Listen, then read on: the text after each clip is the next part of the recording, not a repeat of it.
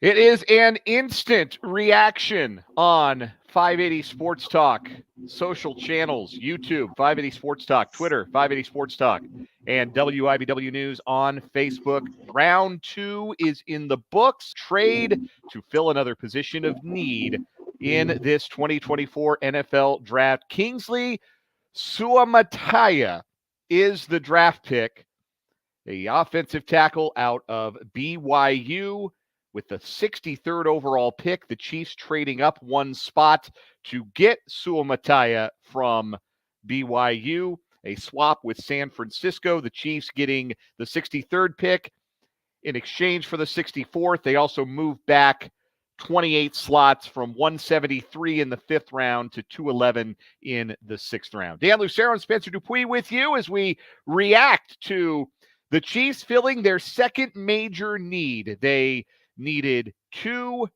major positions entering this draft, and with their first two picks in the first two rounds, the Chiefs found their wide receiver in Xavier Worthy. They located their offensive tackle, their left tackle in Kingsley Suamataia. Spencer, immediate reaction. How you feeling about this one?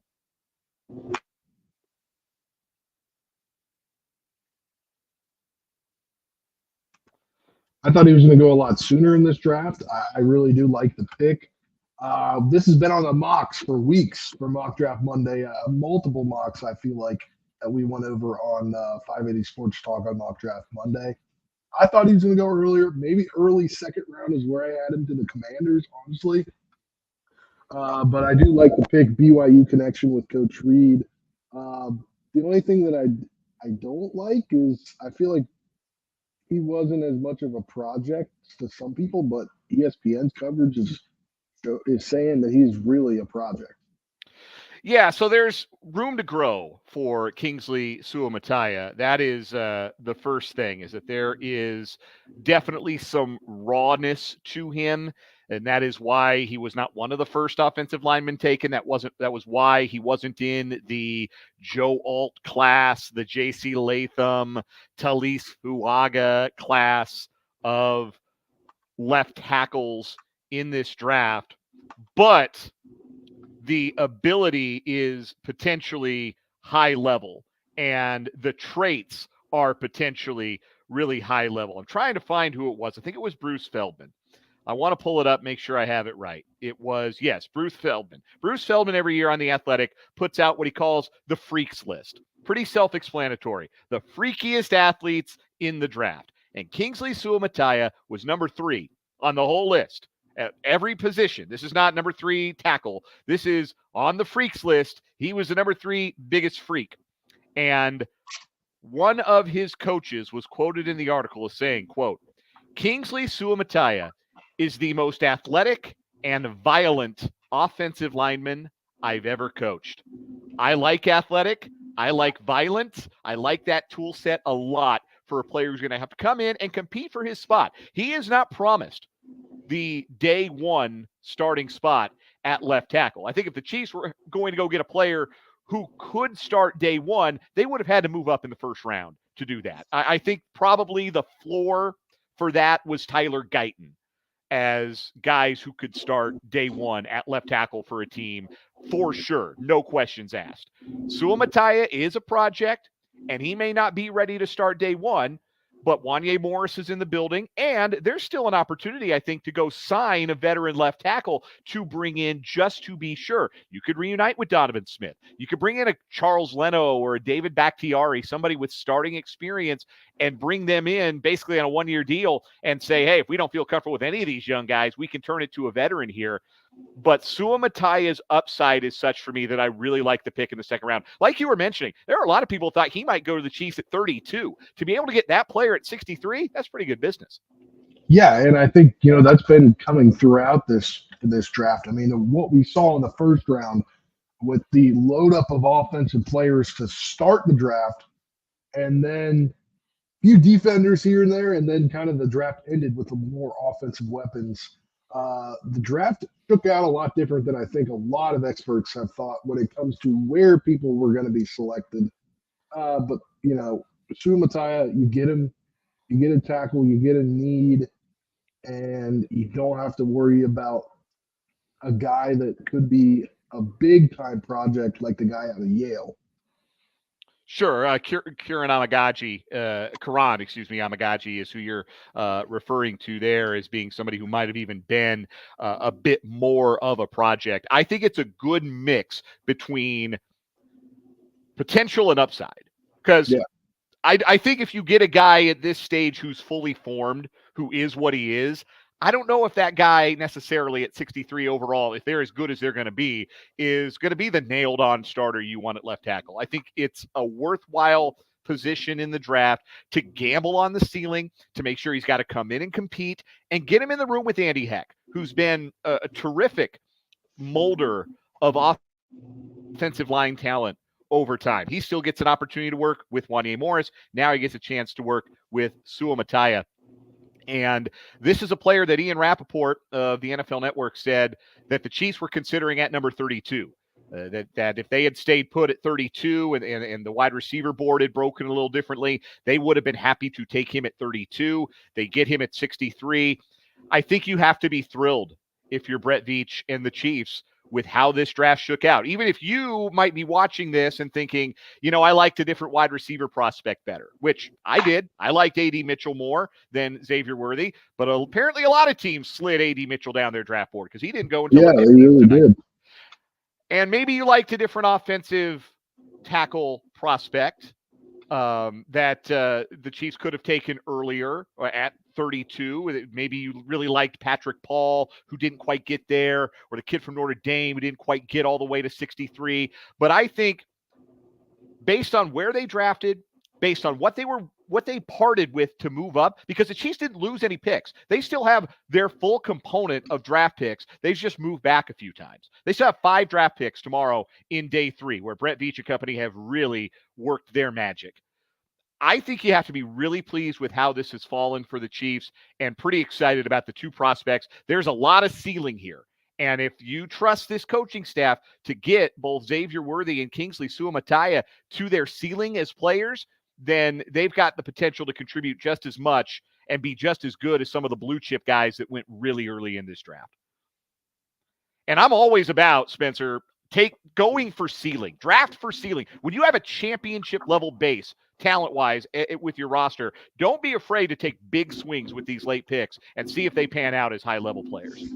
Yeah, and I wouldn't be surprised maybe if Veach tries to pull some more magic here as they traded out of the 4th round with their trade last night, or 3rd round, excuse me, out of the 3rd round last night with their moving up with the Bills. So maybe work some more magic and trades back into the 3rd round as they maybe look for a running back like Will Shipley, who might be gone after the 3rd round. That's an interesting thought. I mean, they've, like you said, they could move up. They've maintained their full component of day 3 picks. Maybe they package a 4th and a 5th or to move into the 3rd. I wouldn't put it past Brett Veach at all to do something like that. Some comments. What Matt Verderame said when he was on a couple weeks ago, he says they really only need a couple of guys that they have to hit on. So I think they've hit pretty good with these 2 guys on paper, at least. So maybe you take that chance. Maybe. Could be a run on running backs starting. We just saw the 2nd running back of the draft go at number 66 overall. So we'll see how the 3rd round shakes out as things play out tonight. We'll do another reaction video if the Chiefs end up making a 3rd round pick. Otherwise, we'll just call it good after this one. But again, the Chiefs with the 63rd pick taking Kingsley Suamataia out of BYU. Some comments from the YouTube live chat. Barbara makes a great point, says, just how many picks are the Chiefs going to be gifted this year? It is wild that the Chiefs have traded up, and the teams that have been willing to trade with them are the team that has bumped their heads against them in the AFC for the last half decade in Buffalo, and the team that has lost 2 Super Bowls to them in San Francisco. That is wild to me. And it just goes to show you, I think that's probably overblown those of us as fans who maybe watch it and say, yeah, there's no way this team will trade with it. I mean, we just saw Washington trade with Philadelphia tonight. So, I was beyond confused at that. yeah, so that stuff means more to, I think, fans than it does to general managers. You're just trying to make a move to position your team better. And if that's a move with a team that might be a rival in your conference or your division, then it is what it is. Chance is watching on Twitter. Appreciate you hanging out. Chance wants to know what I think about A.D. Mitchell going to Indianapolis. I'm very high on A.D. Mitchell. I think he's an outstanding wide receiver prospect. He was my 5th rated wide receiver in this draft. I thought that's who the Chiefs should have taken if they were going to take a wide receiver from Texas. I was really surprised to see the likes of Ladd McConkey and Keon Coleman get taken over him. I think he's a complete wide receiver. I think any concerns about his diabetes are ridiculous. I think he's going to be a fine NFL player, and that's a really good addition for a Colts receiving core that I didn't love behind Michael Pittman. So I think he has a chance to contribute for them right away. I think that's a huge deal for them with where they were able to pick him in the draft.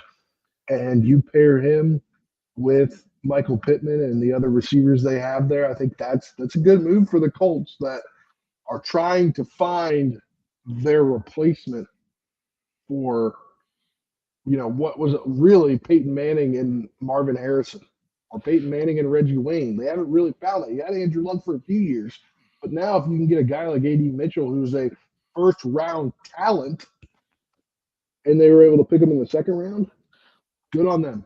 Yeah, there were a lot of guys who went in this second round that I believe are first-round caliber talents, because some guys that went in the first round I do not think were first-round talents. I mean, Bo Nix, Michael Penix. So I think that the board fell really favorably for teams that were able to load up on some picks early on day 2. I'm going to give you my favorite picks of the second round. They might be some of yours too, Spencer, because it was your favorite team doing the drafting.